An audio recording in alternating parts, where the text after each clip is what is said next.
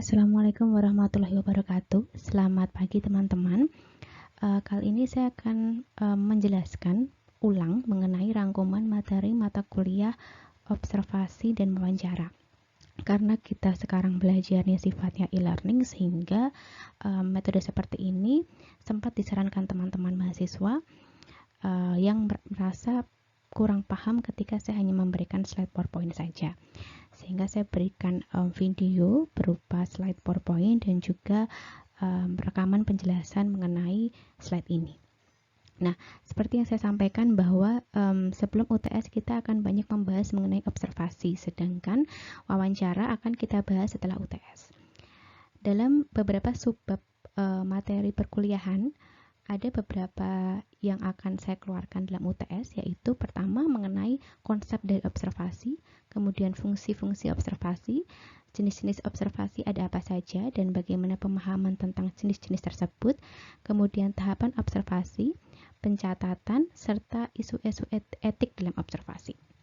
Kita akan mulai bahasan yang pertama. Kita akan mulai bahasan yang pertama mengenai seperti apa definisi dari observasi tersebut. Seperti yang kita tahu bahwa observasi adalah alat pengumpulan data yang melibatkan seluruh indera dan juga biasanya mengungkapkan bahasa nonverbal. Biasanya digunakan dalam asesmen ataupun dalam penelitian. Jadi yang perlu digarisbawahi di sini adalah observasi ini melibatkan seluruh alat indera, bukan hanya penglihatan, tapi juga pendengaran ataupun alat indera yang lain. Contohnya ketika kita menggunakan observasi yang sifatnya pendengaran adalah ketika kita melakukan penelitian tentang berapa banyak intensi di ring telepon yang hadir di sebuah ruangan misalnya. Nah, teleponnya mungkin tidak kita lihat, tapi di ring teleponnya kita dengar. Hal ini yang saya maksud bahwa observasi tidak hanya melibatkan pada penglihatan tapi juga pendengaran. Kemudian hal lain yang perlu diperhatikan adalah observasi ini sifatnya atau konsepnya spesifik, atensi, dan juga ingatan. Jadi ketika kita melakukan observasi hendaknya benar-benar spesifik. Apa yang akan kita observasi, apa yang akan kita ukur itu spesifik. Jangan sampai menimbulkan misinterpretasi ketika kita mau melakukan observasi yang tidak spesifik. Contohnya misalnya kita bilang kita mau mengobservasi tentang senyuman orang. Nah, senyuman ini yang dimaksud apa? Apakah perilaku dia tersenyum terhadap siapa ataupun apa? Nah, hal itu yang perlu diperhatikan. Jadi ketika membuat guidelines pun hendaknya benar-benar spesifik hal-hal apa saja yang perlu diobservasi agar tidak menimbulkan misinterpretasi antara satu observer dengan observer yang lain. Yang kedua adalah atensi. Atensi ini sifatnya adalah ketika kita melakukan observasi hendaknya kita tidak sedang melakukan pekerjaan lain ataupun apapun yang mendistrak atensi. Misalnya kita mengobservasi sebuah penelitian tapi kita juga sedang membalas WhatsApp seseorang misalnya. Itu sebuah contoh di mana terkadang observasi menjadi bias. Kenapa? Karena kita tidak benar-benar atensi pada hal-hal yang perlu kita observasi. Mungkin saja pada saat kita membalas WhatsApp klien kita sedang melakukan sesuatu yang itu adalah data. Itu sebabnya observasi benar-benar membutuhkan atensi. Yang ketiga adalah ingatan. Ingatan yang dimaksud di sini adalah mungkin saja ketika teman-teman melakukan observasi, teman-teman tidak langsung mencatat. Karena tadi teman-teman harus atensi, mungkin teman-teman nggak langsung catat. Nah, sehingga membutuhkan jeda waktu misalnya selama observasi 10 menit sampai teman-teman akhirnya mencatat. Nah, 10 menit ini teman-teman harus merekam apa saja yang teman-teman amati, apa saja yang teman-teman ingat, dan kemudian mencatatnya dalam sebuah pencatatan. Itu yang dimaksud dengan ingatan. Konsep dari observasi meliputi 3 hal tersebut, yaitu spesifik, pengamatan atau atensi, serta ingatan. Selanjutnya kita akan bahas mengenai fungsi dari observasi. Nah, sebenarnya pada intinya fungsi dari observasi ini adalah menggambarkan perilaku yang tidak diucapkan secara langsung oleh klien baik pada saat wawancara, serta memverifikasi perilaku yang mungkin inkonsisten antara hasil wawancara atau psikotes dengan apa yang kita lihat, ataupun untuk menggambarkan perilaku yang tidak dapat diungkapkan dengan alat tes lain. Contohnya misalnya kita tahu ketika kita menggunakan alat tes proyektif, misalnya dengan TAT atau dengan SSCT, klien blocking dengan pernyataan-pernyataan atau stimulus-stimulus yang memberikan respon terhadap ayah misalnya. Ini sebuah contoh hasil wawancara atau hasil psikotes yang demikian, tapi kita nggak pernah tahu seperti apa sebenarnya hubungan dia dengan ayah karena klien tidak mengungkapkan apa-apa. Lalu kita melakukan observasi di rumahnya, dan di situ kita mendapatkan sebuah data atau gambaran seperti apa sih hubungan ayah dan juga anak. Nah, hal ini yang dimaksud bahwa observasi akan melengkapi data-data yang mungkin tidak diucapkan secara langsung atau tidak kita peroleh dari wawancara ataupun dari hasil psikotes. Bisa juga menjadi sebuah verifikasi perilaku yang sifatnya inkonsisten. Misalnya, kalian mengungkapkan bahwa diri dia adalah orang yang sangat ramah, orang yang sangat selalu menyapa orang lain dan sebagainya.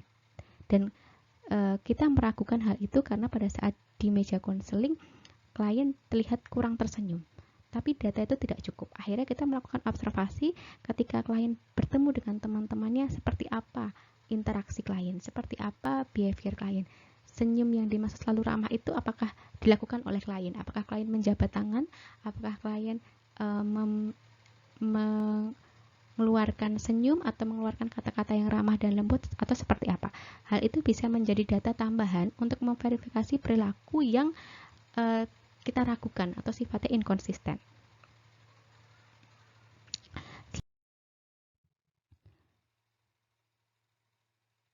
Oke, misalnya kita mau melihat self-esteem anak yang dibully misalnya.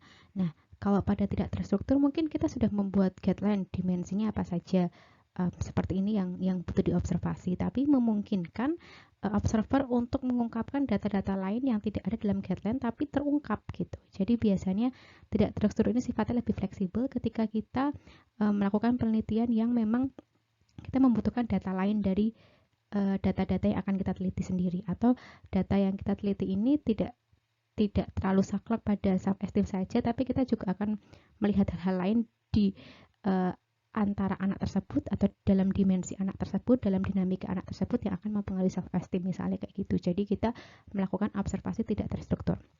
Itu contohnya. Kemudian adalah tahapan dari observasi.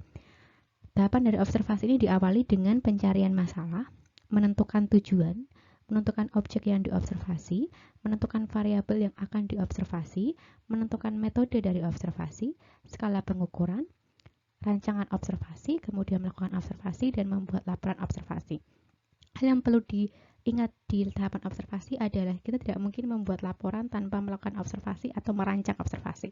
Jadi observasi ini meskipun tidak terstruktur tetap butuh dirancang. Tetap harus dilakukan, tidak bisa dikarang. Poin pertama. Poin kedua adalah ketika kalian menentukan sebuah masalah, carilah tujuan dari masalah itu apa. Jadi kadang-kadang masalahnya itu banyak sekali sampai kita tidak bisa kerucutkan pada sebuah tujuan dan cenderung akan kita teliti semua. Ambillah salah satu yang paling menunjukkan permasalahan yang harus diteliti misalnya. Kayak gitu. Kemudian saat kalian sudah menentukan objek yang akan diteliti, pikirkan juga apakah kalian punya kapasitas untuk meraih objek tersebut. Misalnya contohnya kalian mau meneliti anak pejabat, tapi kalian nggak punya network ke sana. Padahal atau misalnya ke birokrasi, ke government, kalian nggak ada network buat ke sana. Padahal untuk ke government itu kan butuh birokrasi yang sangat panjang, sehingga akan menyulitkan ketika misalnya kita mau melakukan penelitian tapi kita tidak tahu jalurnya harus seperti apa, atau minimal kalau kalian nggak punya network kalian tahu caranya apa yang harus dilakukan untuk meraih objek tersebut, untuk bisa mengamati objek tersebut atau subjek tersebut, seperti itu. Terus yang selanjutnya adalah ketika kalian menentukan variabel yang akan diobservasi. Ini sering menjadi pertanyaan karena ketika kita menentukan variabel, terkadang variabel yang kita pilih itu tidak menggambarkan masalah, atau terkadang kita memilih observasi ini tapi pada saat bimbingan dengan dosen misalnya skripsi gitu sering diganti variabelnya. Nah, ini yang kalian benar-benar harus peka, apa sih sebenarnya variabel yang mengungkapkan permasalahan tersebut. Dan ketika kalian membuat rancangannya, ketika kalian sudah menemukan variabelnya, otomatis kalian cari teorinya, cari definisi konseptualnya. Misalnya self-esteem, definisi konseptual secara teorinya apa, kemudian cari dimensinya. Dan dari dimensi itu kalian bisa turunkan seperti apa guideline observasinya. Sekali lagi, meskipun tidak terstruktur tetap membutuhkan guideline kayak gitu. Jadi ketika kalian sudah menentukan variabel, hendaknya kalian juga mencari teorinya, kemudian turunkan dalam bentuk guideline dari observasi sehingga kalian bisa membuat rancangan observasi. Seperti itu. Nanti pikirkan juga seperti apa metode observasinya, partisipan dan partisipan tadi. Kemudian pengukurannya akan seperti apa, pencatatannya akan seperti apa, seperti yang akan kita bahas selanjutnya, apakah naratif, apakah checklist, apakah rating scale, dan sebagainya. Nah, itu yang perlu diperhatikan dalam tahapan observasi. Selanjutnya, kita akan membahas mengenai pencatatan. Pertama, tadi yang sudah saya ungkapkan adalah naratif. Nah, ini contoh dari pencatatan naratif. Jadi naratif ini dilakukan ketika kita ingin melihat secara komprehensif orang ini tuh seperti apa perilakunya dari awal sampai akhir di setting itu, misalnya seperti itu. Apakah naratif ini identik dengan observasi partisipan? Tidak selalu, bisa juga non partisipan. Jadi naratif intinya ketika kalian ingin data yang sifatnya kualitatif dari awal sampai akhir orang ini ngapain aja, dalam bentuk uraian, lakukan pencatatan naratif. Kemudian selanjutnya adalah checklist. Kalau checklist ini biasanya sifatnya lebih sederhana. Misalnya target perilakunya apa, subjek gimana, berarti kita bisa kategorikan dia melakukan apa tidak. Misalnya seperti itu. Atau misalnya ini biasanya dilakukan untuk penelitian-penelitian yang kita tidak terlalu butuh gambaran secara detail banget, tapi kita cukup tahu apakah ini memenuhi apa tidak. Menjawab ya, dia termasuk ini atau tidak, seperti itu. Walaupun kita tetap punya catatan dari gambaran subjeknya, tapi sifatnya tidak sepanjang naratif tadi. Kalau naratif tadi kan benar-benar dari awal sampai akhir kita catat. Kalau ini hanya gambaran berdasarkan target tersebut, memenuhi atau tidak memenuhi, seperti itu. Yang ketiga adalah rating scale. Ini bedanya dengan checklist tadi. Kalau checklist itu hanya kita membutuhkan data ya dan tidak. Kalau ini kita membutuhkan skala atau data yang sifatnya derajat, tingkatnya seperti apa. Misalnya keaktifannya dari 1 sampai 5. Misalnya seperti itu. Jadi tidak hanya sebatas dia memenuhi tidak memenuhi, tapi seberapa tingkat dia aktif, misalnya seperti itu. Nah, ini contoh dari rating scale. Meskipun rating scale ini punya beberapa tipe, jadi tidak hanya ini, dan saya pernah sertakan di PowerPoint e-learning saya beberapa tipe rating scale, tapi ini adalah salah satu contohnya. Jadi nanti kalau teman-teman diminta untuk memberikan contoh dari masing-masing teknik pencatatan dan juga fungsinya, teman-teman sudah bisa untuk mengungkapkannya. Oke, kemudian yang terakhir tentang isu etik. Jadi hal apa sih yang sebenarnya diperhatikan dalam isu etik? Isu etik ini dari slide saya jelas ya, bahwa sebenarnya yang penting adalah tanggung jawab observan dan juga hak dari observee. Nah, tapi teman-teman, poinnya dari isu etik ini adalah teman-teman harus ingat bahwa yang kalian amati itu adalah manusia. Jadi manusiakanlah dia meskipun kalian punya kepentingan ilmiah. Gitu. Jadi kalian harus meminta izin pada dia, menjaga kerahasiaan dia, memastikan bahwa dia sejahtera selama kalian observasi. Jadi dia tidak terpaksa, dia tidak kelaparan, misal seperti itu. Jadi memang benar-benar memastikan dia sejahtera selama kalian observasi. Terus kemudian kalau misalnya observinya keberatan, gimana Kak? Observinya nggak mau dilakukan observasi, jangan dipaksa. Itu salah satu hak dari observi untuk menolak dilakukan observasi. Kalian cari target lain, misalnya seperti itu. Jadi ingatlah bahwa yang kalian observasi adalah manusia. Posisikan diri kalian sebagai mereka, sehingga manusiakanlah dia sebagaimana kalian memanusiakan manusia yang lain.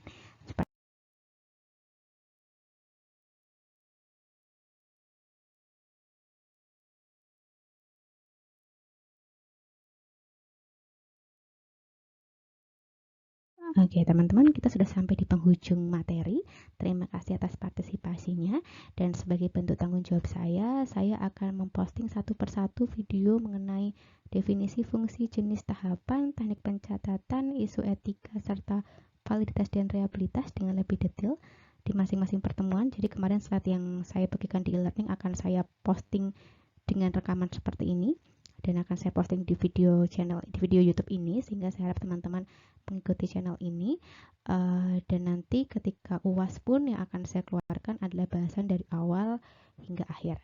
Sekian dari saya, terima kasih teman-teman, semoga UTS-nya lancar, semoga nilai bagus-bagus, dan terima kasih sudah mendengarkan. Assalamualaikum warahmatullahi wabarakatuh.